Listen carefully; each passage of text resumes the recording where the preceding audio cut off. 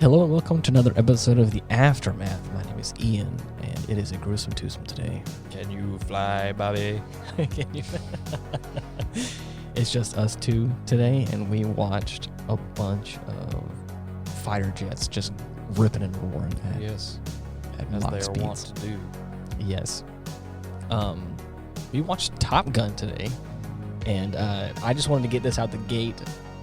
I had someone specifically in mind who requested this movie. Right. So, Mitch, if you're out there and you're listening, This one's for you. This one's for you.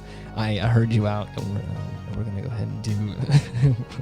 We're doing an episode on Top Gun. We just got finished watching it, and boy howdy, was this just an '80s movie through and through. Was it ever? Man, Oh my holy gosh. shit. I would describe it as quintessential. What I want to say out the gate. What was the name of that song? That played every time, like whenever their relationship was blooming. Oh, right you there. mean Theme of Imminent Fuck? That was Take My Breath Away. Take my breath. Doom, doom, doom, doom, Yeah. doom. It felt like doom. every 10 seconds they showed that shit in there. It was almost a meme at a certain point because Yeah. every time she showed up in frame and he was around, it was like doom, doom, Doom, doom, doom, doom, doom, doom. doom. It's like, oh man, they're about to Like, get oh, it fuck. on. Yeah.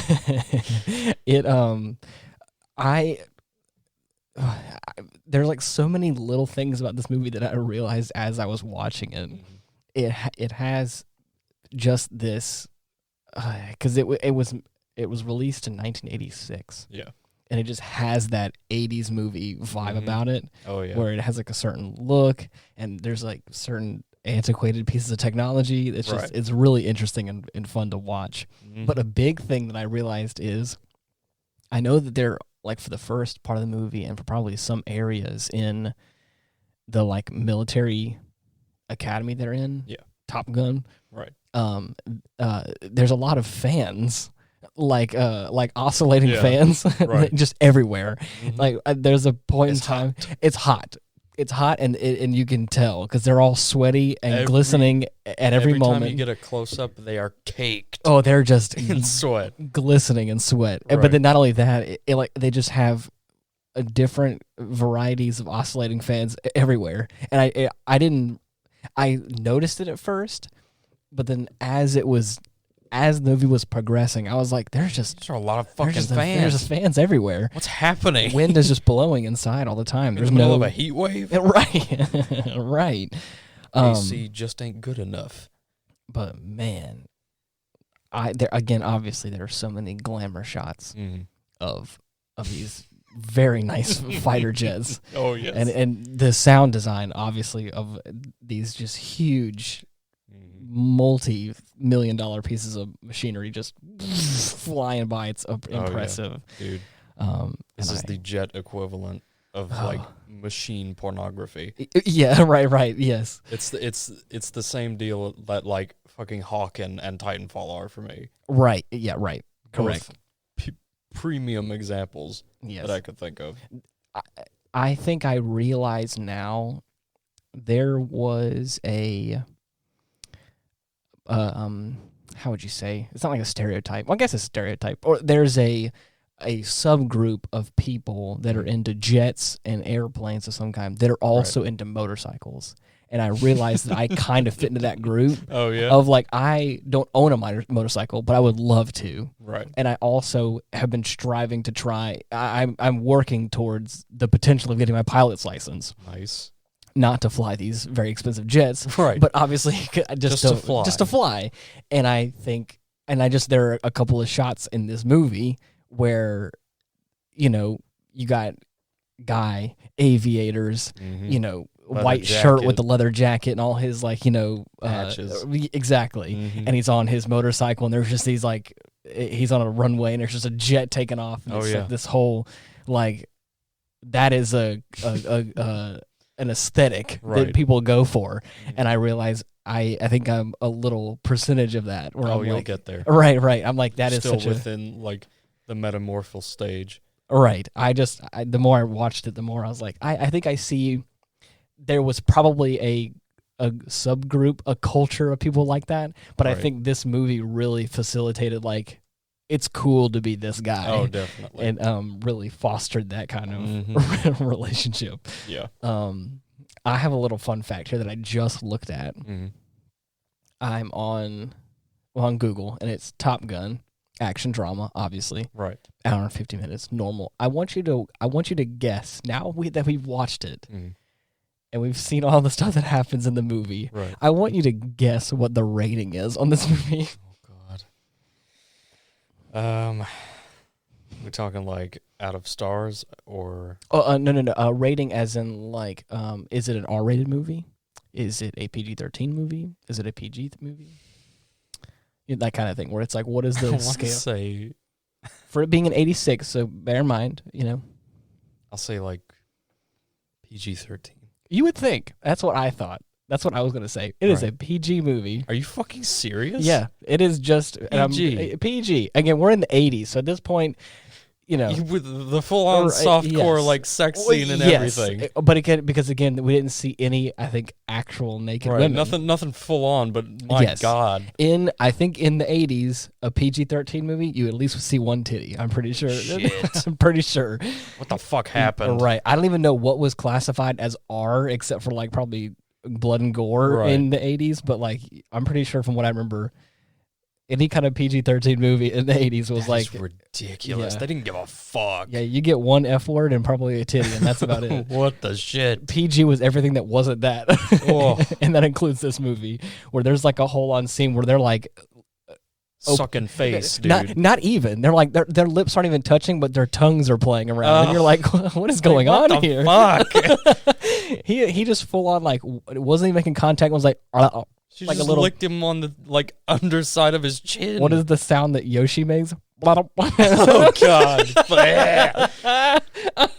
Oh man, I had to. But anyways, dude, yeah, it was it made me uncomfortable. Yeah, yeah. So their relationship is interesting. It's fucking weird, isn't it? Yeah. Especially how it starts. It's okay. So I also looked back on this like through a different lens, because I'm looking at it now like some of the stuff Maverick was doing. I'm pretty sure he would be considered like it would be sexual harassment. Huge creeper nowadays. Right. Even like 10 years ago, like it's like that's still like the stuff he was like doing. That whole bit where he starts off with like a serenade and everybody joins it. Like that's fine. That's fun, But then, he just full on goes in the women's room. The girl flakes on him like, okay, I'm gonna go like pat her my nose, and then he just fucking follows her in there like, what are you doing? And the thing is, the fact that she even knew, she doesn't freak out. No, and now that she also was like, so we're just gonna like have sex right here on the ground or whatever. It's like, what? No, I'm pretty sure like the counter was more what I was going for. I was like, are you serious? The fact that you guys are even like entertaining this idea is like it's outlandish. Exactly. The fact that like nowadays like that is. You'd be escorted out by security. The police. The police. Be involved as soon as possible. Yeah. You get on a list. I'm pretty sure, yeah. Just thinking about it, you're going to probably get put on a list. Oh, yeah. Yeah, so anyways.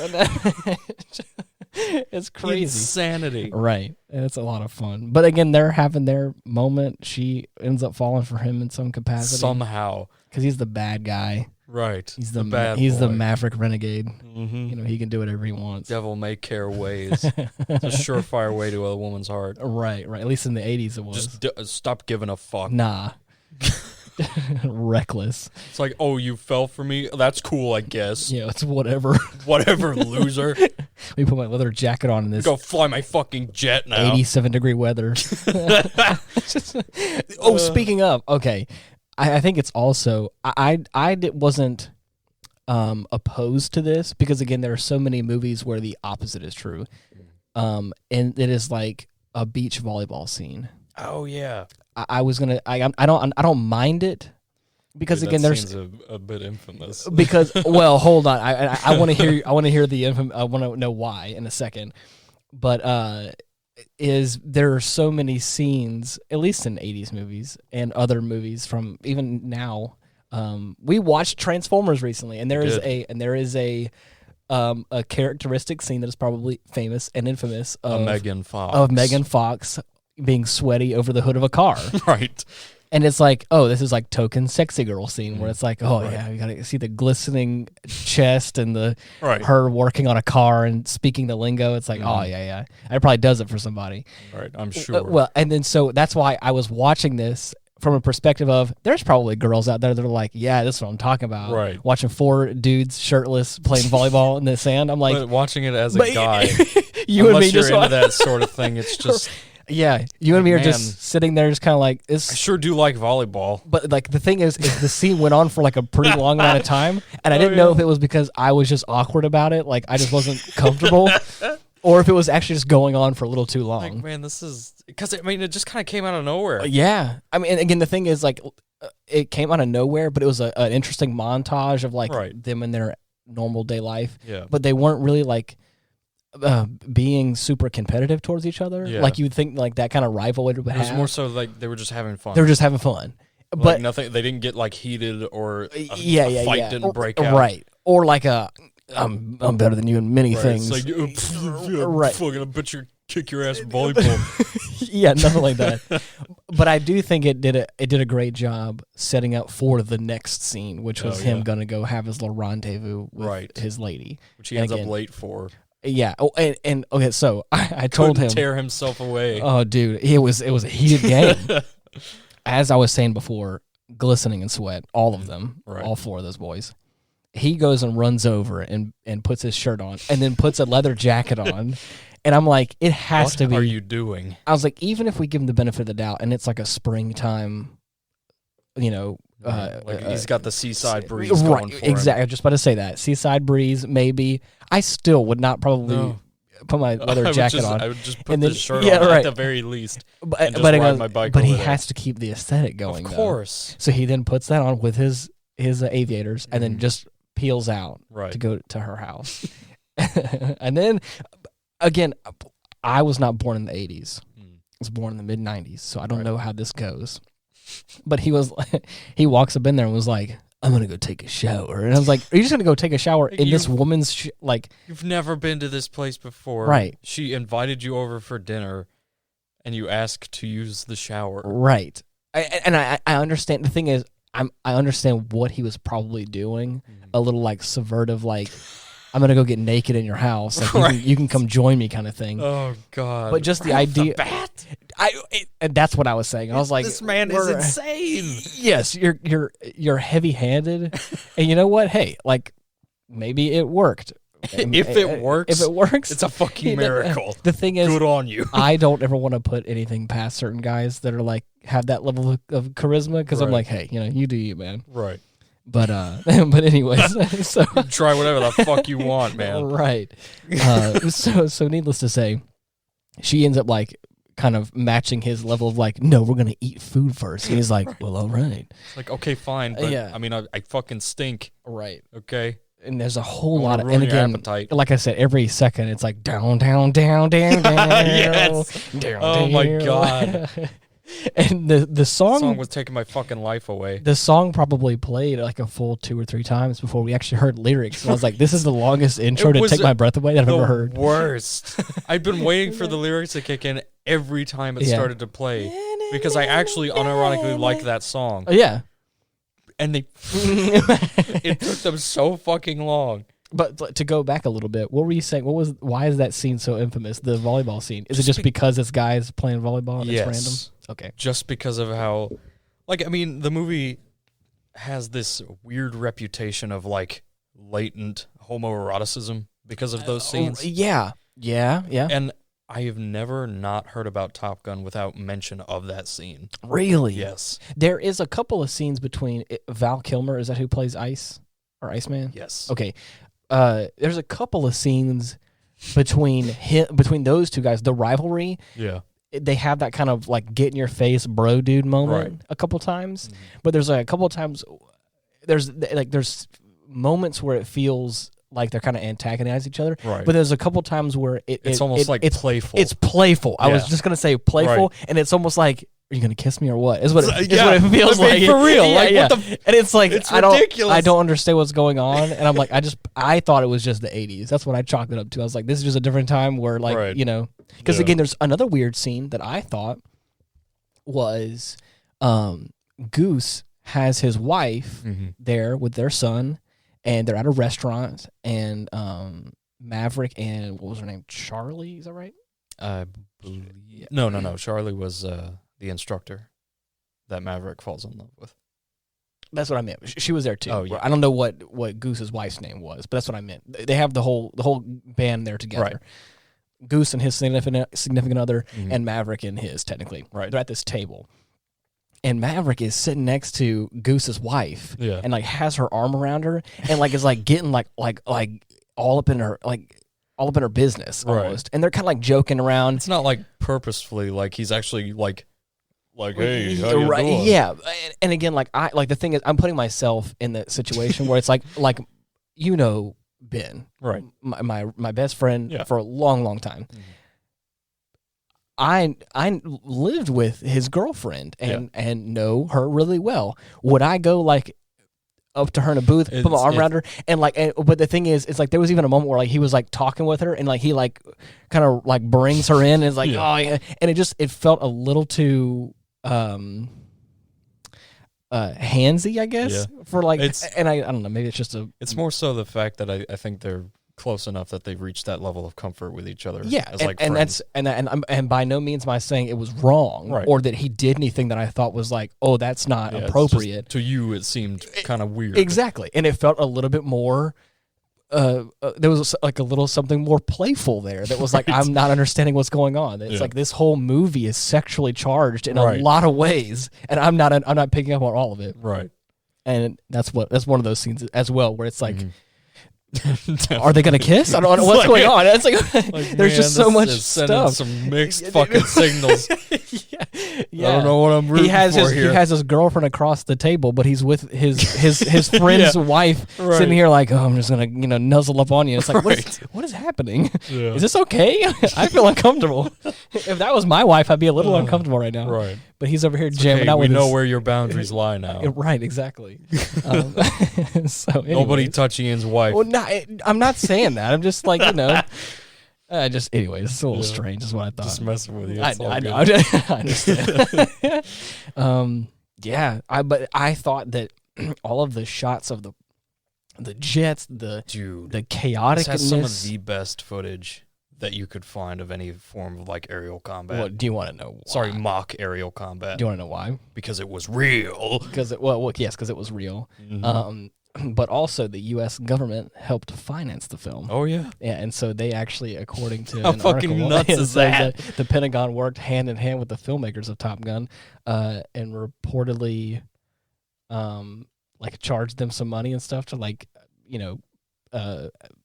use the equipment and the people and all that kind of stuff. But then also, shit's fucking expensive. But then also, paid to have it happen. Which is really interesting. How cool.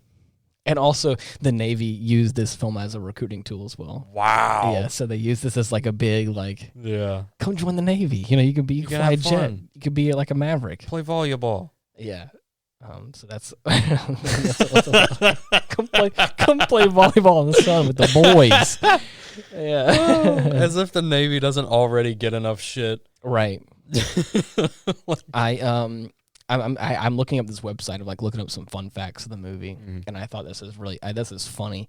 Number 5 on this list says a sequel is probably not happening for Top Gun, and I can tell this is a dated article because this is a sequel is in the works. This is Top the Gun. year of our Lord 2022 when the actual movie, the distant future. The movie Top Gun Maverick is coming out pretty soon, actually. So that's kind of funny. I thought that was interesting. How ironic. Oh, man. What fun. Oh, dude, if it's anything like the first one, I'm very concerned about how well it's going to be received. The thing is, they're probably not going to go that hard. I know. The thing is, if I was to guess, knowing the track record of Tom Cruise, he is obviously the face and the name of Mission Impossible. Right. So I wouldn't be surprised if this is going to be some sort of Mission Impossible adjacent. Oh, yeah? I guess as far as like the style, the vibe, yeah, like of that kind of what was that movie that he played in where he couldn't die? The Edge of Tomorrow? Is that what it's yes, all you need is kill. Yeah. Is that the tagline? That's the Japanese title. Really? Yeah. Okay, well, I fucking love it. I love the Japanese translations of It's the things. best. It's so fun, dude. All I need is kill. All I need is kill. You know. How could I have been so blind? Yeah, wow. I can't believe I didn't see My it sooner. eyes have been opened, and this revelation is life changing. Oh yes. But anyways, in that movie, it like even though that was like it wasn't Mission Impossible. No. It had that vibe, you know what I mean, where he was the lead actor, and it was definitely like, you know, it had a different story, but it was like a high budget, great effects, explosions, maybe a car chase or two, you know, that kind of stuff. Yeah. So I wouldn't be surprised if this is a plain version of that where they're, you know, in some capacity. A couple of plane chases. Yeah. I mean, the thing is, if it's rated, what depends on what is rated nowadays. For our standards, if it's rated R, then that's probably going to be a sex scene, maybe. I don't know. Yeah. Depends on. A couple titties in there. Maybe. Who knows? One or two. If it's PG-13, then no, it's going to be Perhaps just a like. butt. No, right. So, yeah. But anyways. It's a good movie. Yeah. I thought the plot of like him and his best friend Goose, I knew that at some point one of the pilots was not going to make it. Yeah. Because again, like you can, as you're watching a movie like this, and it's kind of a military movie, you're like something tragic is going to happen. Yeah.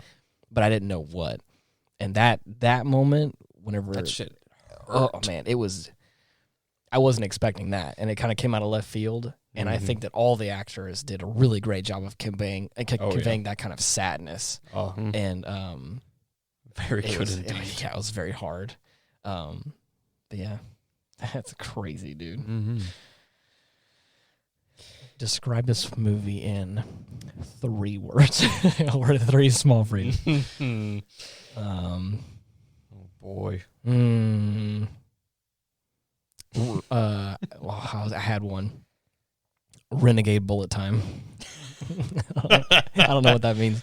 Jet lag gigolos. I know it breaks the format, but why don't you kiss me? Oh my god. Oh man. Dude. Yeah. If you had to pick a favorite character, who would you pick? Out of all these. Man. I'd probably have to go with Goose. I was gonna say Goose as well. Yeah, he's a nice. What would you call that? Just good old family man.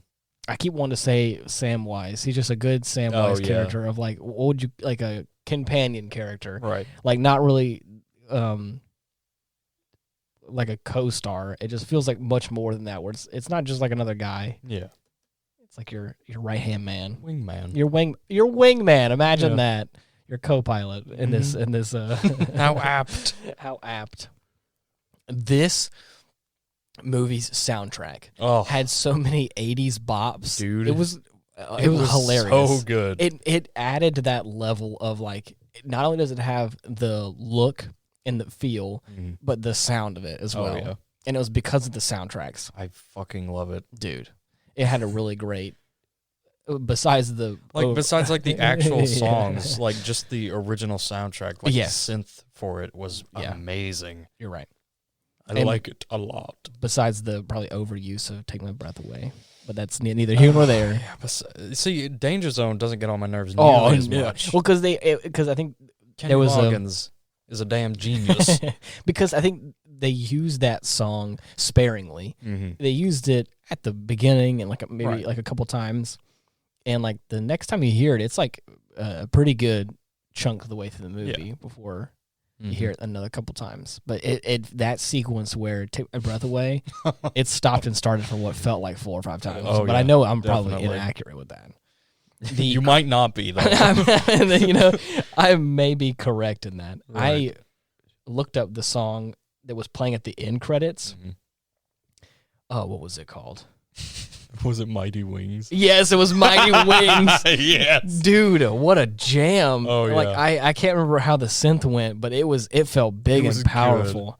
And it says it's from Top Gun. Theme of success. Theme of success, yes. I love it. What a big jam. Oh, yeah. One Christmas, the Top Gun school. Oh, wow. That's a bit. Okay, well, let's not go there. What? I just was reading some more fun facts about it, trying to figure out some That one stuff. didn't sound like it ended too fun. Well, I didn't feel like reading the whole article section okay. about it, and I was like, I don't want to just throw out that headline. Let's just throw out a fun paragraph. Yeah, real quick. right. And then, of course, it'd be sort of, I don't know. Oh, man. Yeah. It says, Very so far, all I'm seeing for top stories is the new movie. It says that Tom Cruise does not disappoint, but I'm not sure how. Well, how do they know? I don't know. I guess we got to find out. I mean, I should fucking hope so. You're if I'm right. going to buy a ticket for this. The thing is, Tom Cruise has been an actor for this long. I don't feel like, I mean, you can pretty much You think he's guarantee. gotten... Well, yeah. Yeah, that's a pretty safe bet to think he'll do it. There's a couple of big actors that I think, even though the movie may not be great, They still got the touch. they still got the touch. Mm-hmm. You can watch it and go like, this movie's not great, but this actor's like giving it his all. You know what I mean? There's like very little movies where like a big name actor, I'm like, this movie's great, but this actor's not giving it his all. You know what I mean? Yeah. It always feels like it's the other way around, where it's like Man, this was a really shitty movie. this top dollar actor. Why the fuck is he in here? This top dollar actor is like performing as if he's getting paid a lot of money because he Right. is. But that's where all the budget went though, is to pay his bills. Oh, yeah. Or I don't want to say bills, to pay his his very large, I guess, Pedigree fee. what would you call that? His commission. I don't know what you. I mean, I guess so. Right. I wouldn't be familiar with the terminology. I keep wanting to say like as if he's like a freelance worker, but no, Right. it's to just pay his fee, I guess. Yeah. I mean, they Anyways. usually just, unless he's like signed on for sequels like preemptively, they usually ask if they want to star in another. Probably so. Yeah. Well, but I think they will usually say that with money or I would say not money in hand, but they'll have that. From what I've we'll heard, pay you. Yeah. Okay, so we're gonna do another Top Gun, all right? And here, how about $50 million, huh? Yeah. And you're like, I'm all right. Hey, Like, sweet. Can I keep the jacket? yeah, of course you can, dude. That's a really cool jacket. Oh yeah. What is the general inside the USS Enterprise in this movie? I don't know what his name is. He's like the bald guy, but he always has a cigar. Right. And dude, there's a couple of scenes where like the communications guy would always go like, they're 150 knots away, 150 miles away or whatever, and like the dude would ask like, where are they? Yeah, where are they? But I know that like the camera would cut to him, and he would just take the cigar out of his mouth and go, and it was like Just blow it into the camera. Yeah, he would always have a cigar, and he would just there was a couple scenes where like once or twice it would just cut to him, and he was like, just like take his cigar out and blow real Take good. a quick huff. Yeah, and it's like, wow, it's so intense. He's just so Like, man, dude, slow it down with that thing. Yeah, right.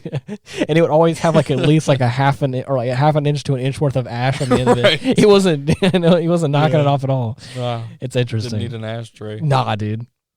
And it definitely felt like the 80s in that regard, where there's just cigarettes and cigars, and just you can do that anywhere. Yeah. In the middle of a ship. Substance abuse abound. Oh, dude. Oh, what a simpler time. Yeah. That I wasn't a part of. Right. Oh, man. What I would assume to be a simpler time. Right. Yes, of course. Oh, man. Okay. Oh, man. I feel like we did a good job representing this movie for the most part. Well enough, at least. Oh, man. If our recommendation isn't enough for you, then I don't know what to tell you. I have something else I want to talk about, but I wanted to give this movie its time in the sun. So before we switch subjects, That's what the episode's about. We it's gotta all give Top Gun its due time. Come on. I saw a video recently of a guy, ASMR stuff.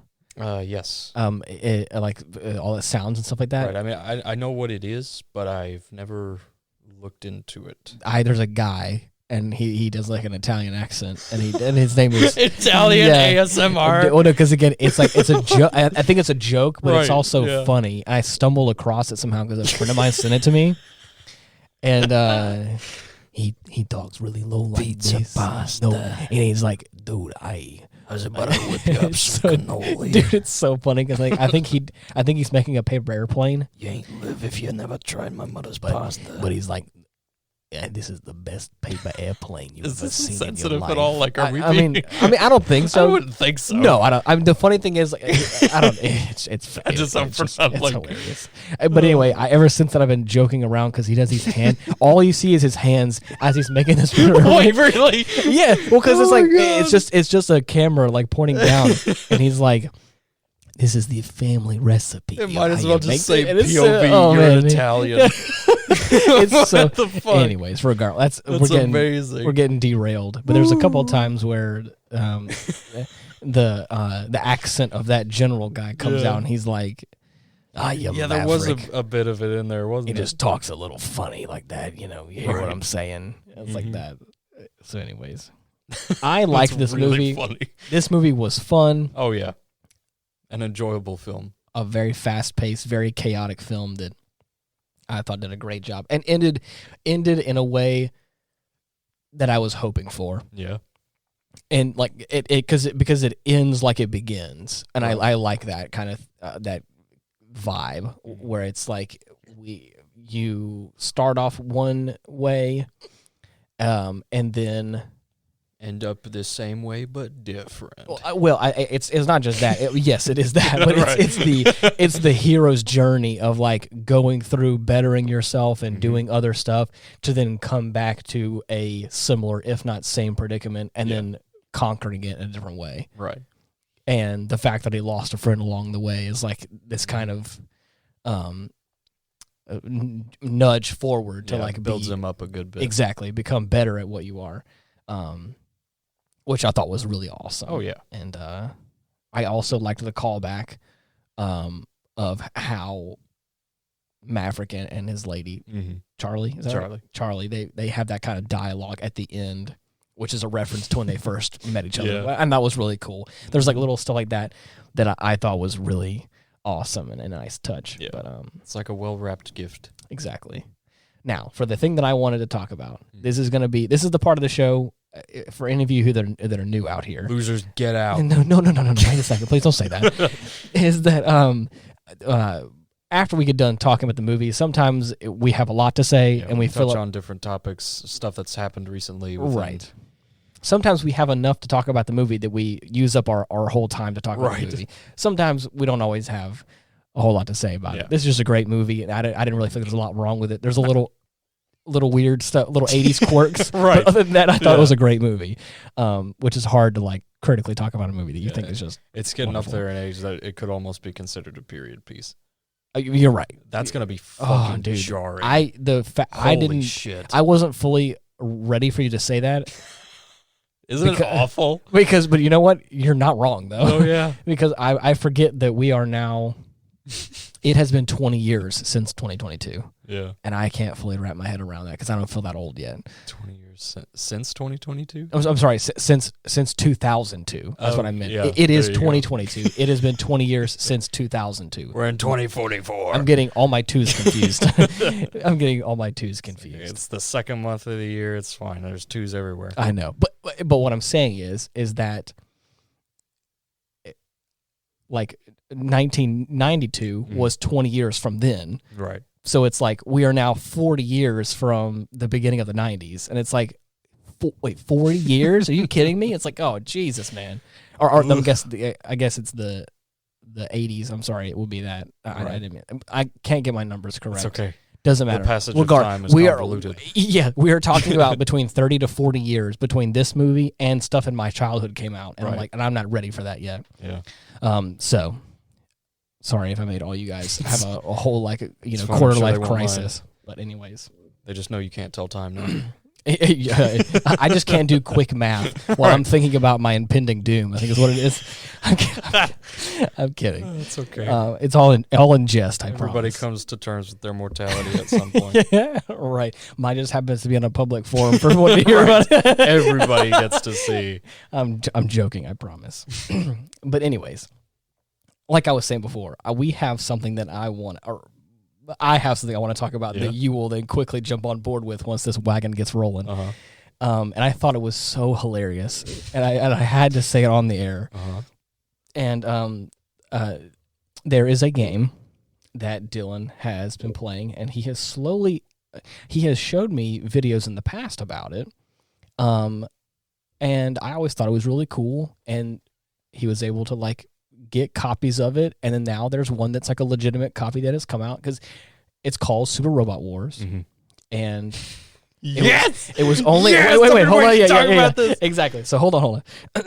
It is a Japanese only title because again there is, and I did some research on it. Is it because there are so many licenses for all the different characters? It was a nightmare. It's a fucking miracle that we got one over here. You're right, and it is because there's licenses to like so many different animes, so many different mecha animes and characters of all varieties and flavors, that getting it ported over here was going to be a nightmare. Well, there was one that just recently came out, Super Robot Wars 30. right? And so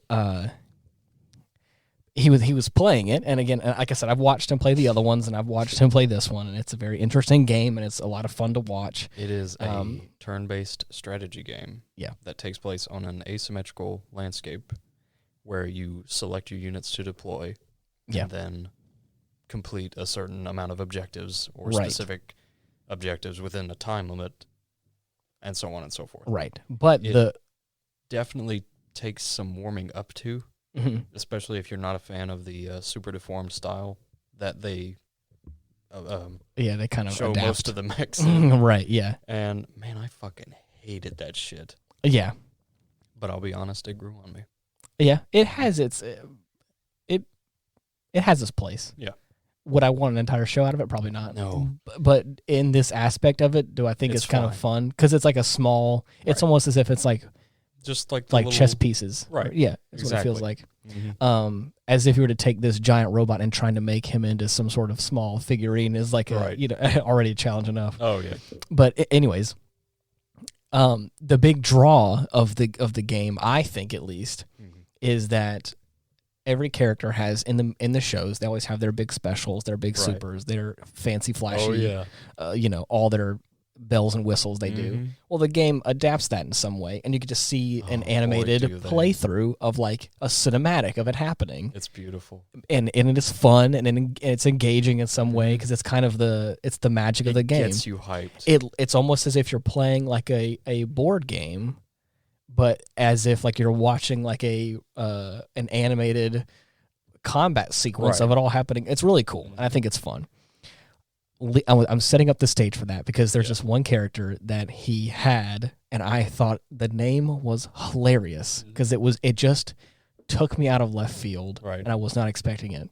It's very different compared to every other mech. Yes, every other you can imagine. It's either going to be numbers and letters, like some sort of model numbers. Like we got Mazinger. Or like epic names like Mazinger or, Gurren Lagann. Yeah, exactly. But this guy, this one robot was named Dan of Thursday. Yes. DANN of Thursday. And I was like, he stumbled across it and I was like, Dan of Thursday? Now, out of context. Oh, man. This is going to come across as very silly. Oh, I found out recently that there are mechs. Like, there is a team of mechs referred to as the original 7. Okay. And there was one for every day of the week. I mean, and like I said, in context, it makes sense. It makes sense. And it out sounds of context, cool. It's fucking goofy. I threw out there, I just was joking around, and I was like, Steve of Wednesday. And I was like, it feels like it's a generic American first name. Right. And just like a random day is what it felt like. And it just. Like, why is he of Thursday? I don't know. Tim of February. It just it feels like that, where it's like you're just mashing words together and you're making it sound cool. Right. Because again, he's also over here as a robot kicking ass, and you're like, wow. Does he? Right. The motherfucker transforms into a broadsword, dude. Yeah, a whole flies. Sword, a whole flying sword. It's wild. For any of you that don't understand anime, I mean, obviously you're probably you're glassing over, but just know it's a wild ride. Over the top is an understatement. Right. The bar is set, and you have to try and jump over it. It's in the it. fucking stratosphere. But needless to say, I was able to find the show, and Dylan had heard of it before, but never watched any of it, and he and I we stumbled across the first episode on Hulu. We watched it last night, and boy, it's fucking crazy. Boy, it is. It's everything that you would have hoped for an anime that has a mech called Dan of Thursday, right? And so this whole story is leading up to this one climax right here. We're in the first episode. It's kind of like the pilot. So you can imagine there's some drama. There's some establishing characters. We're getting into like what's going on here. And of course, there's always the show's called Gun X Sword, by the way. Oh, yeah, sorry. I didn't actually say that. It's all good. But there's like the quintessential fight sequence where he busts out his mech. And it's like, because again, obviously in a show where that's like our forerunner, like you'd imagine that like you got to put it front and center. Right. At least in the first episode, we have to bust it out. Well, he summons his big boy, Dan. Oh, yeah. His name's Van, by the way. Not just V-A-N, not with two N's. Right. So Dan shows up. Like, the mech falls from the sky. Oh, dude. In like, the motherfucker's fashion. playing Titanfall. Yeah. But the thing is, he's held, I'm guessing, in his hand or, like, on, like, his knee or something, because I think he's kneeling. I'm not sure. I forgot what it looked like. He like jabs the sword into the floor of the cockpit. Right. Like this. Yes. And he's standing on the sword? No, he is kneeling down. Okay, I see. And how the motherfucker is able to pilot this thing in that position is baffling to me. I don't understand. It's the most uncomfortable position to be in. But the thing is, again, like most animes and especially mech anime, there's always like a startup sequence, or for some of these that have like personified robots, it's like for super robots, sometimes you gotta yell the name of the attack as you do it. Yeah, or you do something, it's like a startup sequence or whatever. Yeah, Mazingo being an example. Or whenever Big O, whenever he it's showtime. It's showtime. And of course then the he just like activates, and you're like, it's go time. It is showtime. It's showtime. It's ready to go. Like it's so again, stereotypes. It's it's something you would expect. And then our guy Van just in there and says, "Wake up, Dan." I almost lost it for a second. I was like, "Arise, awaken from thine slumber, Dan of Thursday." Oh man, I was like, he just. It's like, what, was he fucking asleep? Oh, dude, it's so epic. You gotta wake him up. There's all this shit going on, and then he's just like, "Wake up, Dan." and then I started, as Dylan and I both do on a regular occasion, I go down a rabbit hole, and I'm just like, I sent him a text about it as we were finished up. And I was thinking about it, and I was like, "Oh man, I just love the idea of him being like any day now, Frank." I was like, "Oh, another just like one was it's already noon, and we're under suppressing fire, Gary." And I think I was also like, "Get up, Steve." I can just imagine him You're late. Just imagine him this huge robot. Gonna be late for school. This huge robot ready to just kick some ass, and you're like, "Are you done yet, John?" I'm up. Wake up, Dad. and then he activates, and then he kicks ass. I just thought it was so funny. I was like, it feels of all the ways. I've never seen an anime where there's so much epic stuff going around, and it just feels so nonchalant. Right. Like I said, Dan of Thursday, and he just tells him to wake up. It's just an average Thursday for the guy, you know? And you know what? I wouldn't know. Because again, it looked... We've only seen the first episode. I've only seen the first episode. Oh, man. Oh, I had to talk about that, because that was... It was very funny, and That's a good one. I know it's a long-winded story, but I'm hoping that it paid off at least a little bit. Yeah. I hope somebody got a kick out of that. We enjoyed it. Yeah, exactly. If nothing else, I shed a couple tears laughing that hard again, so it's okay. Oh, man. Oh, But anyways, good stuff. thank you so much for listening. I really appreciate all you guys out there listening. Yeah, appreciate. I appreciate. We preach. I just was able to get the podcast on a couple of different platforms actually last night. I did some research, and I was able to redistribute it and stuff like that. Oh, we branched out? Yes. So Sweet. I'm not going to go into all the technical jargon, but if you're out there and you're listening onto one platform and you don't like it or whatever, look around at some other ones. If you like one, if we're not on one, let me know. Everywhere now. Yes. If you need to, you can look us up at our Linktree /Ian Wolf. There's a bunch of links there that you can actually go to. Excuse me. I'm still trying to recuperate from laughing that hard. Wake up, Ian. I'm sorry. Wake up, Ian.